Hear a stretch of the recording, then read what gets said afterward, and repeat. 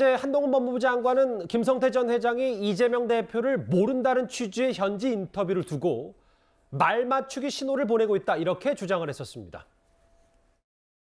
김성태 전 회장 어제 인터뷰를 보면 이재명 대표도 모른다는 식으로 얘기를 했는데 해외에 도피한 중범죄자들이 못 견디고 귀국하기 직전에 자기 입장을 전할 언론사를 선택해서 일방적인 인터뷰를 하고 그리고 자기가 유리하게 보도되게 하고 그리고 관련자들에게 일종의 말 맞추기 신호를 보내는 것은 과거에 자주 있었던 일입니다. 최근에 남욱 씨도 그랬고 최성원 씨도 그랬었죠. 그런데 그런다고 범죄 수사가 안 되지 않지 않았습니까? 남욱 변호사도 그러고 최서원 씨도 그랬다. 범죄자가 송환 직전에 했던 인터뷰는 뭐 그리 믿을 만한 게 아니다. 근데 어제 일부 보도를 보니까 결국은 이번 어떤 책을 들고 있는지보다 중요한 건 김성태 전 회장과 이재명 대표가 정말 변호사비 대납 의혹에 연결고리가 있는지 없는지 이걸 텐데 어제 일부 보도에서는 전 쌍방울 부사장 측근 내 얘기는 이재명 대표가 김성태 전 회장과 가깝다. 쌍방울 내 사무실에도 2번이나 들렀다. 도지사가 되기 직전에 직후로 기억한다. 이런저런 검찰의 자료가 확보된 걸다 이렇게 좀 전해지고 있거든요. 아니 저 한모 씨라는 사람이요. 올해 서울의 한 호텔에서 누구와 대화를 하면서 저 얘기를 해요. 예. 저 얘기를 했는데 이제 본인은 나중에 기자들하고 만나서는 그렇게 얘기해요. 저게 와전된 거라고 주장을 하거든요. 근데 녹음 파일이 있어요. 녹음 파일이 있는데 본인은 와전이라고 주장하고 그래서 제가 자료를 찾아봤더니 작년 11월에 수원지검에서 저 한모 씨라는 사람을 소환했어요. 근데 소환해서 어떤 결과를 얻었는지는 보도된 거는 없는데 일단 이재명 대표가 성태형과 가깝다라고 얘기를 하는 걸 보면 저건 그냥 보아 넘길 얘기는 아니거든요. 예. 그리고 와전될 리도 없잖아요. 자기 육성이 들어가 있는 거기 때문에. 그런 점에서 본다면 지금 이재명 대표와 김성태 씨가 서로 전혀 모른다고 얘기를 하고 있는데 저 내용과는 완전히 상반되는 얘기이기 때문에 저런 부분을 아마 지금 검찰에서 김성태 전 회장을 상대로 해서 추궁을 하고 있을 것으로 보이고요. 예. 자, 저런 것뿐만 아니고 그동안에 여러 차례 대북 송금뿐만 아니고 배임 횡령, 그다음에 변호사비 대납 의혹 등등과 관련해서 검찰이 굉장히 오랫동안 수사를 해왔기 때문에 그런 부분을 단순히 그냥 모른다 이렇게 잡아떼는 것만으로 과연 돌파할 수가 있을까? 그런 부분 저는 굉장히 부정적으로 보는데 예. 조금 진전 내용을 한번 지켜보죠. 여러 보도들도 이미 있고 검찰이 혐의 입증에는 자신감을 보인다는 얘기도 좀 여러 군데에서 들려오니까요. 오늘 또 다른 사법 리스크의 핵심 인물 이 김성태 전 회장이 국내로 돌아왔기 때문에 취재진은 당연히 민주당 이재명 대표에게 여러 질문을 했습니다. 그 화면을 만나볼까요? 저 앞에 민폐인가 본데요? 저 앞에 비켜달라는데? 김성태 회장 귀국하면서 대표님 관련 질문들의 전부 이제 사실 무근이라고 답했거든요. 혹시 어떻게 보셨을까요? 김성태 회장이 지금 이 시점에 귀국하는 이유가 뭐라고 생각하십니까? 저희가 비켜주시죠. 저 앞에 여기 민폐가 많은데. 주위에서 출석을 만류하고 있는 것으로 알고 있는데 이쪽으로 잠깐 좀 이렇게 방해는 하지 말고 방해를 하거나 대표님 말씀을 이렇게 시원하게 해주시면 김성태 회장 귀국길에 대해서 좀 보셨을까요? 어떻게 보셨을까요? 행사에 들어갈 때 나올 때 기자들이 김성태 전 회장 관련된 질문들을 한 대여섯 개 던졌는데 하나도 대답을 하지 않았습니다. 이재명 대표. 모르겠어요. 본인은 와전됐다고 했고 실제로 이런 정황 진술들이 있다면 근데 이재명 대표는 여전히 지난번에도 얘기했다시피 김성태 전 회장 전혀 모른다. 이 입장은 앞으로도 계속 좀 유지가 되는 거죠?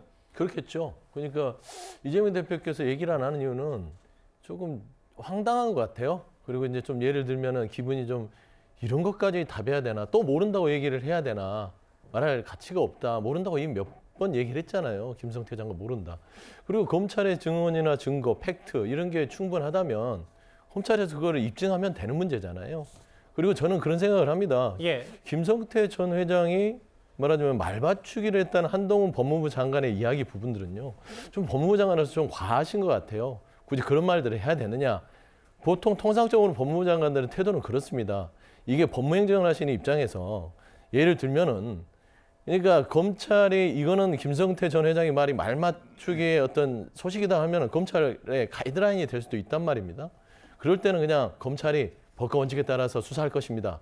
이 정도 얘기하는 게 통상이었어요, 법무부 장관들이. 예. 근데 굳이 뭐 남욱 씨를 거론하고 최성원 씨까지 데려다가 이 사건에 대해서 얘기를 하는 걸 보면 이재명 대표의 심정은 또 그냥 또 이렇게 쌍방울 김성태 전 회장 오니 대납 사건으로 해서 또 기소하려나 보다.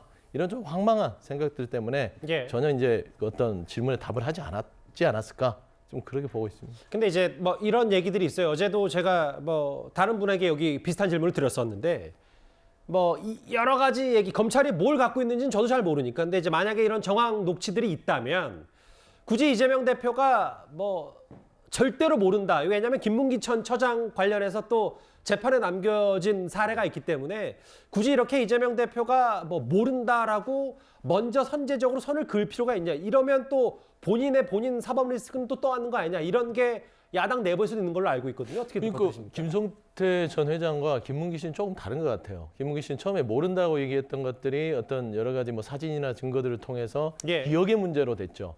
그러니까 성남시장에는 기억을 잘 못했고 경기도 때는 기억이 난다. 이렇게 해서 이제 그게 지금 선거법으로 허위사실로 갔지만 김성태 전 회장 같은 경우는요.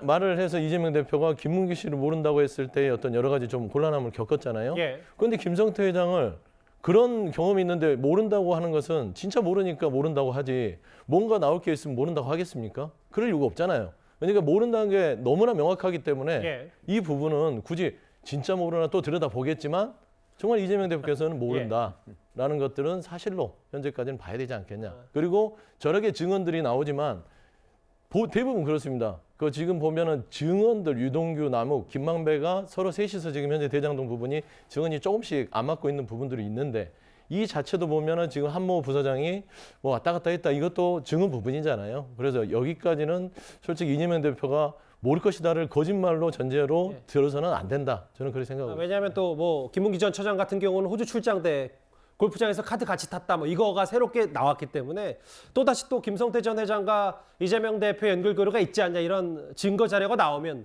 더 곤란하지 않을까 이것 때문에 질문을 드린 거거든요.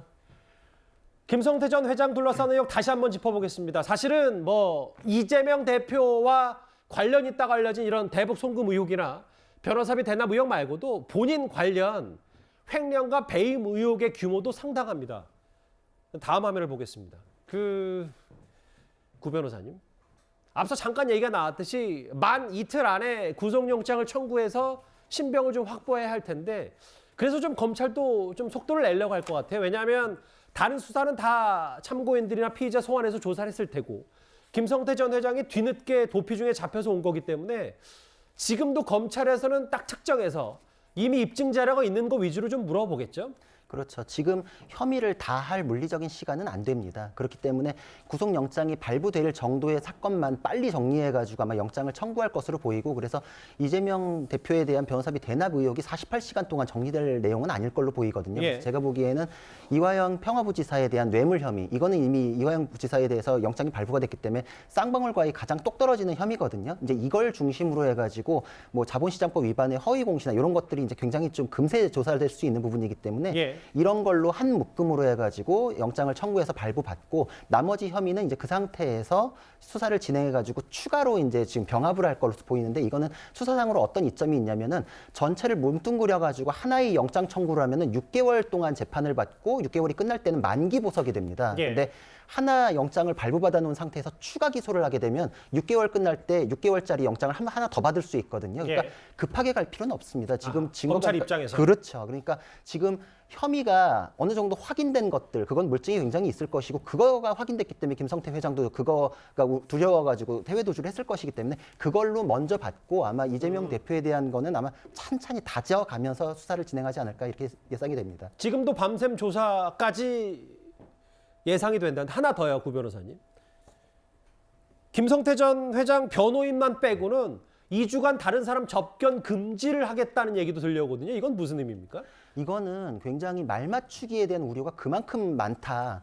이거는 사실 조직적으로 말맞추기를 하고 범인 도피를 하고 증거 인멸을 했던 게 이미 확인이 됐거든요. 예. 조직적으로 해외 도피를 한 거에 대해서 조력을 했기 때문에 측근들 6명에 대해서도 지금 영장 청구가 돼 있는 상태이기 때문에 변호인은 헌법상의 방어권 보장을 위해서 막을 수 없지만 그 이외의 사람은 누구든지 간에 연결 통로가 돼가지고 증거인멸, 말맞추기를 할 우려가 있다. 그런 내용이 분명히 지금 확인이 된 거기 때문에 이거는 의미가 있는 내용이고 수사 과정에서 수사 보안을 유지하기 위해서 하는 조치로 볼 수 있습니다. 말 맞추기 기밀 누설. 이번에 김성태 전 회장 송환 때 여러 많이 등장하는 단어이기도 합니다. 지금도 수원지검에서 조사 중입니다. 잠깐 들으신 것처럼 검찰은 시간이 많지 않기 때문에 비교적 수사가 진척된 부분을 먼저 들여다볼 것 같습니다. 그런데 이미 이재명 대표의 과거 측근으로 불렸던 이화영 전 경기부지사는 쌍방울 그룹에서 뇌물을 받은 혐의로 구속이 된 상태입니다. 이재명 도지사의 오른팔이다 라고 볼 수 있겠습니다. 오른팔이 아니라 지금 파트너 아닙니까? 그럼 같이 그렇지 뭐 거의 진짜 높으신 분이네. 아니 낮습니다. 네. 저희는 맞습니다. 계약직입니다. 계약직. 이재명 대표와 측근으로 알고 있는데요. 이재명 대표와 뭐 관련 있는 사건입니까? 법인카드 받아가지고 이용했다는 혐의 인정하십니까? 지속적으로 손을 받았다는 혐의도 인정하시나요? 한 말씀만 부탁드릴게요. 오해를 잘 설명할게요. 일단 뭐 이화영 전 부지사는 쌍방울 법인카드를 뭐 수년 동안 얼마 썼다라는 혐의로 뭐 여러 가지 혐의로 지금 구속된 상태인데 새로운 보도 하나가 나왔어요. 그러니까 대북단체 전 본부장 A 씨에게는 안부수 회장의 지시를 받고 3억 원 상당을 180만 위안화 중국 돈으로 바꿔서 북측에 전달했다. 지금 수사와는 좀 어떻게 연결해서 좀 볼 수 있습니까? 지금 일단 북한에 건네간 돈이 총 한 72억 정도로 지금 보고 있습니다. 당시에 이제 쌍방울 그룹이 북한에 대한 나노스라는 이제 그 북한 관련된 이 채굴권, 광물 채굴권을 이제 얻는 조건으로 해서 당시 나노스 주가가 뭐 굉장히 뭐 폭등을 했죠. 이제 그런 사업들을 하기 위해서 지금 김성태 전 회장과 이화영 부지사, KH의 유 회장이라든지 이런 사람들이 사실은 가서 북한 사람들을 직접 만났고 그다음에 특히 이제 이 쌍방울 임직원들이 중국으로 건너가서 이 수시로 돈을 갖다가 현금을 전달해서 그걸 사실은 이제 왜냐하면 바로 송금할 수는 없습니다. 예. 송금할 수 없기 때문에 쌍방울 직원 그 임직원들 뭐 수십 명이 사실은 중국에 가서 바로 현장에서 돈을 건네주고 다시 귀국하고 뭐 그런 방식으로 인해서 중국에 돈을 건넸던 것이 있어요. 바로 이제 그 증언 중에 하나가 뭐냐면 안부수 회장이 3억 원을 줬다는 거 아니겠습니까? 그거를 중국에서 위안화로 환치기를 해서 그 돈이 북한으로 넘어갔다는 거거든요.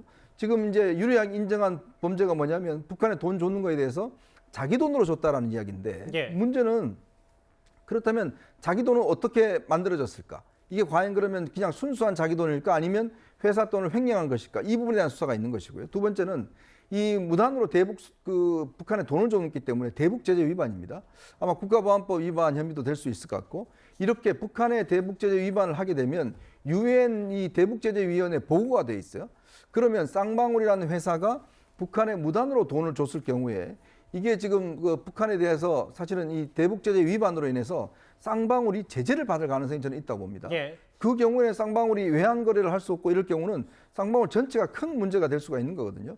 그래서 이 부분도 김성태 회장 본인의 개인의 지금 횡령이나 배임뿐만 아니라 굉장히 중대한 범죄라고 할 수가 있겠습니다.